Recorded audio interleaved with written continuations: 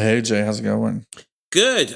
Mike, reintroduce our podcast to people who might not know what in the world we do. This podcast is called Five, and every week we talk about a new topic, and we usually both of us bring a list of five to talk about.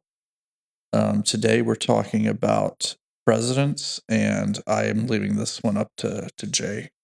What? I can't You come up can't- with five good presidents. I don't think that the word good is an interesting term, right? Because Yeah. it's like you think, like, I think a lot of times we like to frame, I'm not sure why we do this. I think maybe because we have a sunrise and a sunset, we have a moon and a sun, and it's dark and it's light, but we never really talk about nuances and graduals. So like being a leader of, like, a country, you're not going to do all good things. You're going to do a lot of bad things. Oh yeah, of course. But the question is, what are you doing the things for? And are you trying to help as many people as possible? Are you trying to help people? I think is the key idea, right? And so, Right. again, the most of the presidents we have aren't really great people, but I think a lot of times they've done some good things to help people. And again, there's always room for improvement, especially with the first few. But as a whole, I think I have five that could be. So is this like from least good to most good? No, it's chronological. So I'm going to start with the ones that I like that are been around the most, and then down to the ones that are the least. So let's start. I have a earliest president first, or I'm going to start with the earliest president first, and it's for each one I have one reason why I think they're pretty good. Yeah. Okay. So the first one I'm going to pick. Can you guess the first one? I cannot. George Washington. Yeah, there you go. George Washington. Oh, okay. Yeah, all right. right. Yeah. He's the first one. So. And the reason why I'm picking George Washington is because he gave up his he gave up his power. He was like, that's true, right? Yeah, because a lot of people basically wanted him to act as a king. Yeah. Of America, basically. Yeah. So it says Wiki, and he rejected that. Yeah, Wikipedia. No kings is what George Washington said. Exactly. And I use Wikipedia for all my information use. So Washington was unanimously elected the first U.S. president by the Electoral College in 1788 and 1792. He implemented a strong, well-financed national government while remaining impartial in the fierce rivalry that emerged within his cabinet between Thomas Jefferson and Alexander Hamilton. So here's the deal. Like, he could have easily stuck around and that would have been a disaster. But instead, he's like, I did my 2 terms. Peace out. This is what you have to do. This is what we do. Right. And I think that set up sort of like what it did for a long period of time, is set up the ability for other presidents to do the same thing. It set up a norm. And so, Mike, what is a norm? A norm is a normal thing that happens. Yeah, a norm is it's not a law. It's just like a policy that we all do. It's like we've always done it this way. Yeah, we've always done it this way, and we think it's the right thing to do. So, for example, if you bump into someone, what do you say? Excuse me. Yeah, excuse me. I'm sorry. And then when someone doesn't say that, you say, well, you're rude, or you're not following the norms, right? And so Washington, you're a bit of a jerk. Yeah, so Washington set up the norms. Of course, he owned slaves. He probably did a couple of war crimes here and there. So he's not exactly the best president in the whole world. But that one thing, setting up the idea that I'm a president, not a king, or something that I think most Americans got around. I like to think that if he hadn't done that, our country would be a lot different in multiple different ways. Mm-hmm. Yeah, and if you think about it, he was around, of course, when they wrote the Constitution, when they implemented the Constitution. And so he was like, listen, if we don't have this document, if we don't follow this document, then what are we doing, right? And so the norm of this document, us following this document. And so it's really interesting, especially now when we're seeing people not follow the document. What you're seeing is the document being the Constitution. Yes. Yeah. But what you're seeing is people basically the Constitution is a handshake agreement. Like, when you're born in this country, or when you decide to be here, you say, okay, this is the laws of the land. Jay, you've got checks and balances, enforce the Constitution. But all those things, it's all those things that are only enforceable by the people who are willing to enforce it. So it's really interesting. Like, when you look at laws and norms, you have to be able to do the right thing. I face this all the time at my job. This situation. Hey, what party was George Washington? I don't think he of? was in a party. I don't think they had parties back then. No, they didn't have parties. And you know what's interesting back then? Well, like let's say when you ran for president, whoever won, the loser became vice president. Right. Which is like that's a crazy thing to think. But if we did that now, imagine. I think it'd be better. Oh yeah, it'd be much better. Also, we especially if we had like ranked choice voting. So like you have like let's say 4 candidates for president. First, winner gets president. Second runner-up gets vice president. Like imagine if you run for president and you realize there's only 2 people left in the race. Just imagine you thinking I'm going to be president or vice president no matter what. That's pretty cool. Like I'll be fine no matter what happens. Right. So yeah, but that's not the case anymore. Which again, that kind of set up partisan problems and issues and all kinds of stuff like that. So again, but George Washington is number 1, even though he's kind of these first 2 are easy ones, easy best presidents. So of course, I'm picking. The next one I'm picking is of course, right? No. Dude, I have no idea. Hey, Abraham Lincoln. Come on. Oh, okay. So I think it wasn't 100 years between the 2 presidents. Kind of, about 100 years. Washington died in 1799. Oh, wow. Okay. And Abraham Lincoln was born in 1861. So it was no. Abraham Lincoln was born in when was he born? 1809. Wow. So he was born 10 years after Washington died. That's kind of a crazy thing to think. They were kind of close by as far as like, even though he was the 16th president, he's like within his lifetime, he probably knew a few people who were around when Washington was alive. Wow, that's crazy. What a crazy thing. Abraham Lincoln probably talked to someone who knew Washington. Which is crazy to think. Anyway, the reason why I picked Abraham Lincoln is not because he quote unquote freed the slaves. What I'm picking Abraham Lincoln for is because he dared to change a system, which is this isn't working. We have to change it, and with the war to do it, right? And so, and he followed through the war, and the war ended, and the war was won. And but it's like this is like he said, okay, this is. I don't think Abraham Lincoln. That's actually a really good debate that if you take a sociology class or history class, you end up stumbling into. A lot of people think that Abraham Lincoln wrote the Emancipation Proclamation as hey, slavery's wrong. We need to end slavery. Some people think that he did it as a war tactic. So of like, hey, we're at war with the South. If we free the slaves, it'll cause them social and political and economic upheaval in the South, and it will weaken their position and make our position stronger. So like you have to question whether Abraham Lincoln really cared about the issue of slavery or he just cared about winning the war. That doesn't help at all because the opposing country doesn't recognize his laws. Yeah, but the slaves do, right? And so maybe the slaves will revolt. That would cause a lot of problems if you're fighting another country and a certain amount of their people like start fighting against them. That's going to help you. I mean, that could have. I don't know.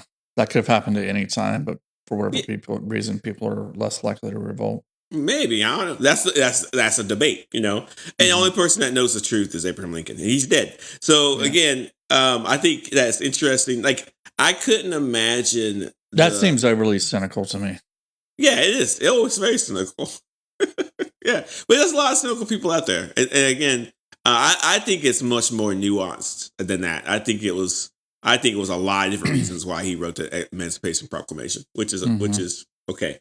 And again, the fact that like if I was president now, I would want to have the same courage as he had to break a system that's not working. Like I could say, like, hey, capitalism is not working. We have to end it. Like that's pretty much the same thing. To be honest with you, like the ending of slavery and us trying to end capitalism is pretty much the same thing. It would cause the same kind of disruptions. But at the same time, it would cause the same kind of change in social fabric. So again, like Abraham Lincoln's just the strength and his ability to do that was interesting, and also too he was assassinated. Was he assassinated because he was anti-slavery? Or was he assassinated because like what? Why did he? I was going to ask you if you knew because I don't think I've ever really been told what the motivations were for John Wilkes Booth. I think like when you read about it, he was a Confederate sympathizer, but I really don't think I read something about it. I really don't think that he cared about the issue of slavery as much as he just didn't like Lincoln. You know, like he was like a lot of times assassins have motivations that you don't really understand. Yeah, like I mean, he could have been on Lincoln's side and just had like some kind of, you know, tragic falling out. You know, like man, I loved you, but you did this one thing which is horrible. Yeah, it could have been disillusioned, all kinds of different things, which is really interesting. But that's and like that. What happened was John Wilkes Booth created a martyr and someone that we could look up to in that regard. Like, oh, Lincoln died. You know, oh my goodness, and he freed slaves. So it puts him in this category that other presidents can't really be lifted up to, right? You know, like most presidents, they live, they do a bunch of stuff, then they retire, and they do some more stuff, and then they die. But Lincoln was like did one big thing. Also, Lincoln had a wife that was kind of cuckoo, you know, so that was interesting What? too. Really? Okay. Oh yeah, his wife had mental issues all over the place. Yeah, like it's pretty well documented. That's Lincoln. That's number. John Wilkes Booth, according to Wikipedia, was a noted actor who was also a Confederate sympathizer. Denouncing Lincoln, he lamented the then recent abolition of slavery. Originally, Booth and his small group of conspirators were going to kidnap Lincoln. They later decided to murder him, as well as the vice president and the secretary of state, although I guess they only got one out of the three. Interesting. It's so interesting how assassinations don't happen that often. Right. And again, that definitely goes back to norms. It's not like people like don't have the opportunities. It's just like murdering someone's wrong. You know, like right.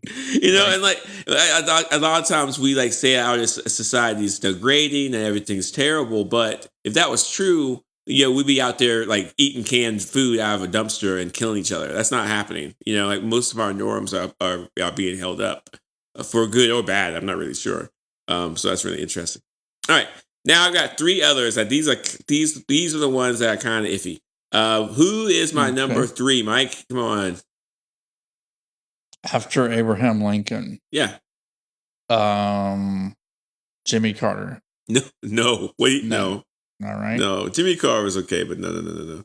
It's Franklin Delano Roosevelt. Oh, okay, yeah. Okay. Yeah. For what reasons are there, Mike? Any reasons for Franklin Delano? He did the New Deal. Yes. What's the New Deal, Mike? Why is it a New Deal? The country had a very poor economy at the time. There were a lot of people that were out of work. The New Deal created a lot of new jobs for people and developed additional infrastructure for the country. Yes. So the biggest, one of the parts of the New Deal is the Blue Ridge Parkway in the Appalachian Mountains, which is a very beautiful, sweeping 2-lane highway. It's really scenic. It's nice. Not only that, it's our entire highway system. So like you can if you're on the highway driving around, it's because of the New Deal. Like, and that's like a lot of work for good or bad. I mean, they pretty much. I think they made too many roads when they did that. But the New Deal created that system. But it's not just the New Deal. It's also Social Security. You know, if you like Social Security, there it is. It's also the National Labor Relations Act, right? It's also the Fair Labor Standards Act. Do you like the 40-hour work week, Mike? Well, there you go. It's part of the New Deal. Oh, really? Was it? Yeah. Mm-hmm. I knew that came from the unions, but I didn't know it was part of the New Deal. Yeah, they created the FDIC, which is the Federal Deposits Insurance Company. Yeah, the Securities and Exchange Commission, the Agricultural Adjustment, like pretty much. And this lot of those things are to try to prevent future depressions. Here's what the New Deal was, okay, and this is why we're having some of the problems we're having politically. Let me ask you a question, Mike. What is the role of government?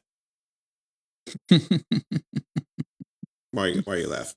Well, different people have different I'm asking you. understandings. The government should be there to benefit the citizens. Nah.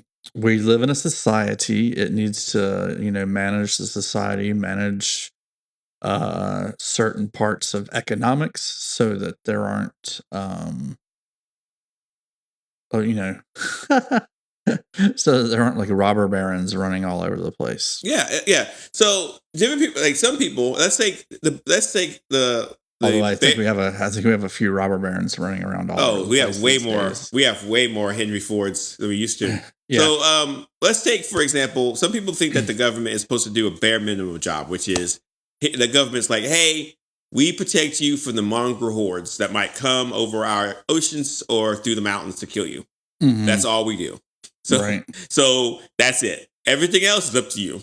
We don't Mhm. feed you. We don't clothe you. We don't help you. We don't need build to- roads. You don't Nothing. have police Nope. forces. There's no firefighters. No. Your house burns down, get a hose. But the government will tax you, and we will have an army, and that's all we're doing. Right? Period. Right. That's the bare minimum. Now we can go to the other side of the spectrum and be like, the government does everything for you. Right? We have roads. We have systems. We have firefighters. We have police officers. We have banks. We have everything. If you need something, all you have to do is go to a governmental institution and you have it. When you're born here, you have everything you need to live a great life. But we also have a lot of different controls and things that you can't create the control. Too bad. So sad. Our society is kept up by us and we do that. So you got one, it's a really, really small government versus a really large government. And that's really why we have two systems right now. Like Democrats believe that we need a certain sizable government to work, and Republicans don't believe that. And Republicans, I wouldn't say that's true anymore. Okay, go for it. No, I mean Republicans love a big government. They've got a massive government right now. Yes, and they like it, and they're not trying to shrink it.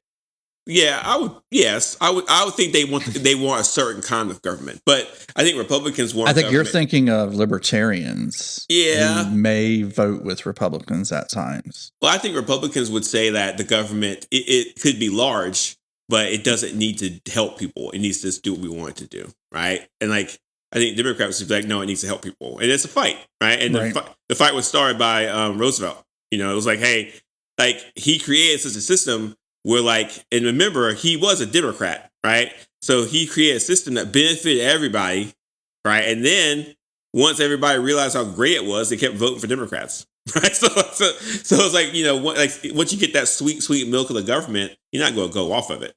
So it's kind of a hard thing. Like if you like Social Security, then you go vote for the people who are trying to take care of Social Security, right? If you but if you like the roads and bridges and different infrastructure, you go vote for people who have that. So that's one of the issues with the New Deal. But the New Deal has been extremely popular and it's extremely helpful. Like most Americans, if they knew exactly what all the New Deal gave people, they would be shocked by it. It's just simply incredible. And then it not only got us out of the Great Depression, but it set us up for victory during World War II. Right, because we had this major thing set up already. So as soon as World War II started, we could keep it going. Right, which is really interesting. Right. One of my didn't he got elected 4 times, right? Who? Roosevelt. He got elected 4 times. 4 times. Yeah, he was elected 4 times. Was it Roosevelt or Eisenhower? He was reelected. He was reelected a lot. Was that before the 2-term limit? Yes. If I'm right. Am I right on that? I don't know. Yeah, he was president from 1933 to 1945. So yeah, he was president for quite a while. Yeah, first and second terms. Is that because we were at war, or no? We didn't have a limit. We could just vote people as much as we wanted to. But then, do you know the name of the first 2 political parties? Yeah, no, Whigs and what else? Nope. Oh, go ahead. It was the second president is the first president that ran with a political party. John Adams. He was with the Federalists, and the opposing party was known as the Democratic Republican Party. Yeah. Or the Jeffersonian Democratic Republican Party. So the current Democratic Party and the current Republican Party came out of that second party, the Democratic Republican Party. Mm-hmm. Yeah, they kind of split. Yep. Really interesting. And then the Federalist Party went bye-bye. So Yep. that's interesting. We should have a third party. We should definitely have multiple parties. All right, Mike, who's my number 4? Okay, so FDR was your third. Your fourth is Jimmy Carter. No. What? Why? It's Lyndon B. Johnson. Okay, you got to explain this. I have no idea why he would be a good president. Lyndon B. Johnson signed the Civil Rights Act and the Voting Rights Act. He signed both of those. Oh, okay. Yeah. So for people who don't know, voting rights is for women? No. So, Mike, take a little trip back to 1963.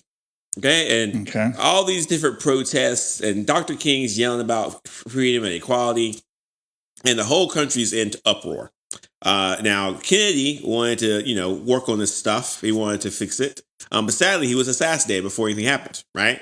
And his assassination spurred change. Like, this is one of the reasons why the Civil Rights Act was passed, because Kennedy wanted it passed. And so the Civil Rights Act allowed for no more segregation laws was ended, right? No more Jim Crow laws, that ended. So it allowed for African Americans to finally be treated as first-class citizens, not second-class citizens. And it was a legal document that said, hey, the South, you can't say that a black person can only sit at this part of a restaurant. They have to be able to sit at the whole restaurant. And so it completely changed how the South was seen, right? So the Civil Rights Act allowed that to happen. Without the Civil Rights Act, we would still have that in place. Probably even worse than it was then. The Voting Rights Act is more important than the Civil Rights Act. The Voting Rights Act allowed for, so let's say, for example, you got when the Voting Rights Act was passed, it caused a series of changes. First change was, if you're in Mississippi and you have a history of disenfranchising black people, Mississippi has to send the federal government details of their new laws. So let's say, for example, Mississippi says, we want a new law for voting, right? It has to go through the federal government first.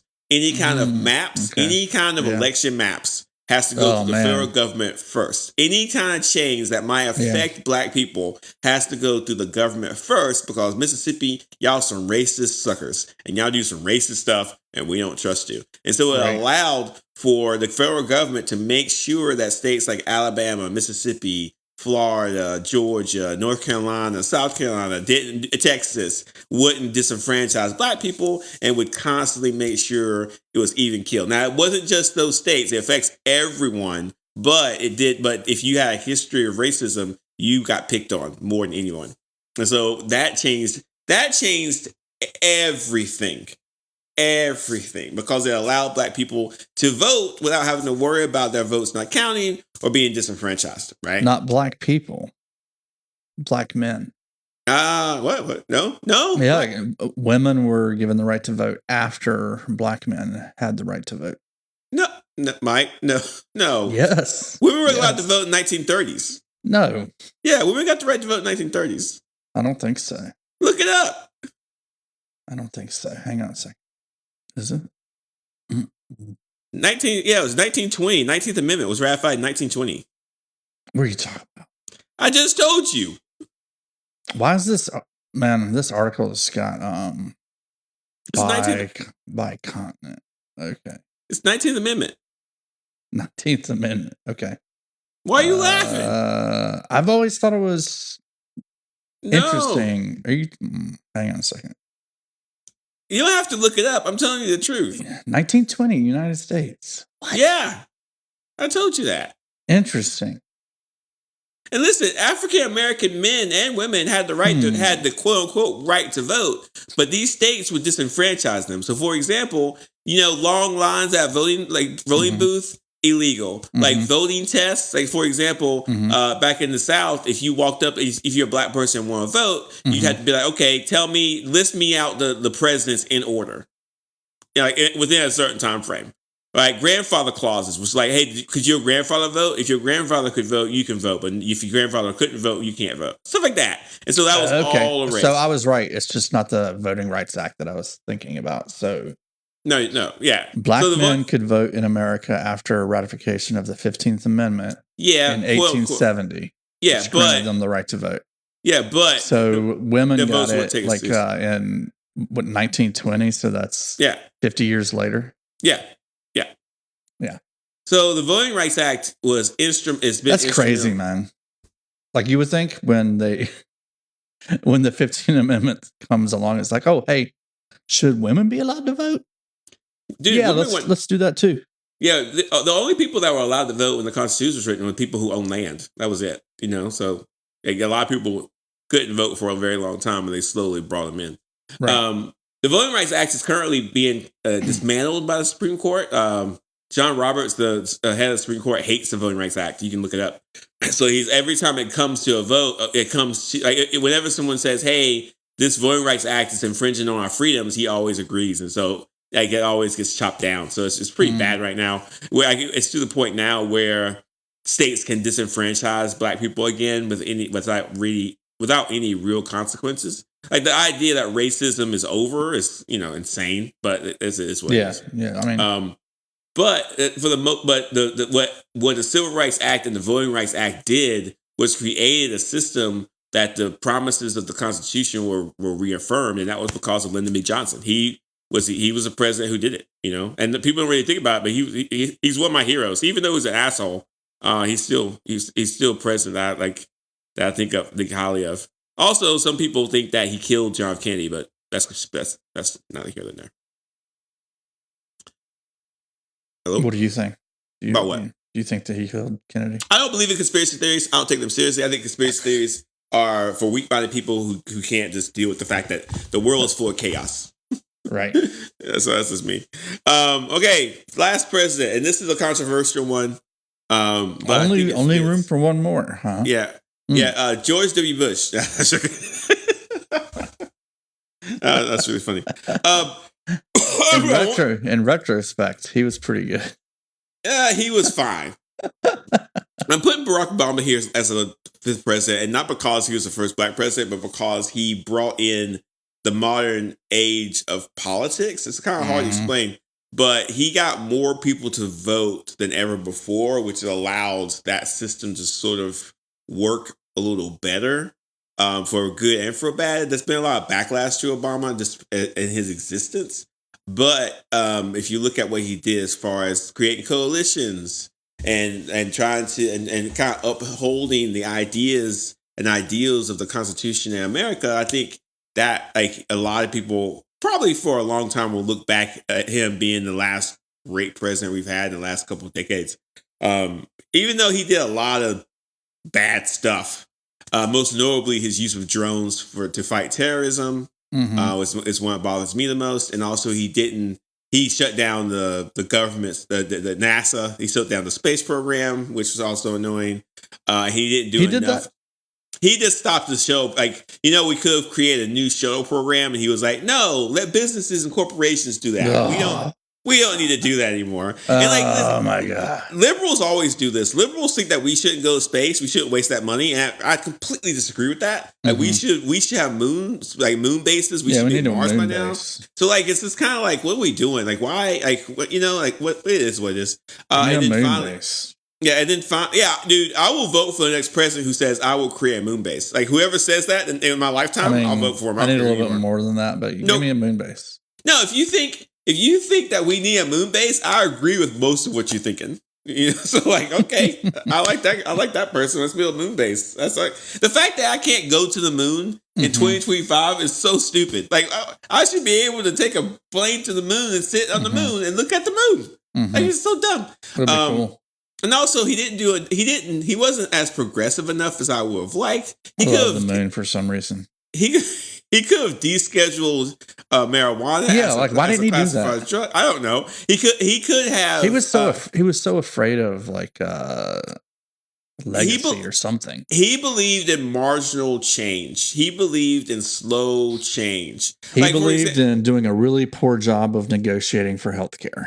Yeah, that's true. He did create, Obamacare. Well, he started negotiations with the compromised position, not what he wanted, not Yeah. what we wanted, not what Universal we needed. health care is what we wanted. Right.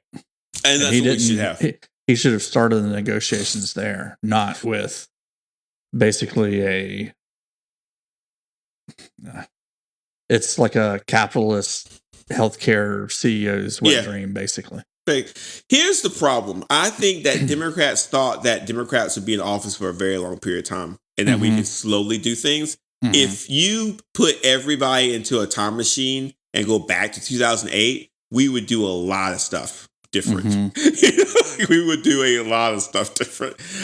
We probably pass universal health care. We probably pass universal basic income. We probably do a lot of things. But let's look at the good things that Obama did.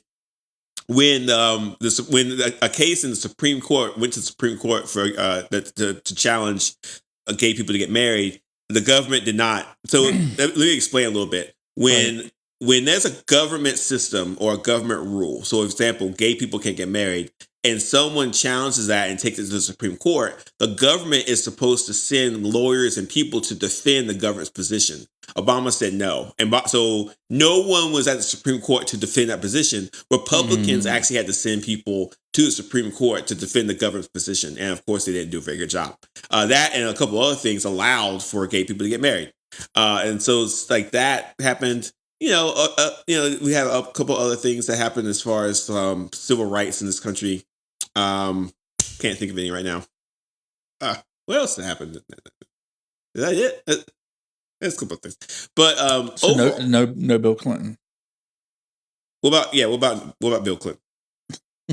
He's not on your list. No, I like Bill, but he's fine.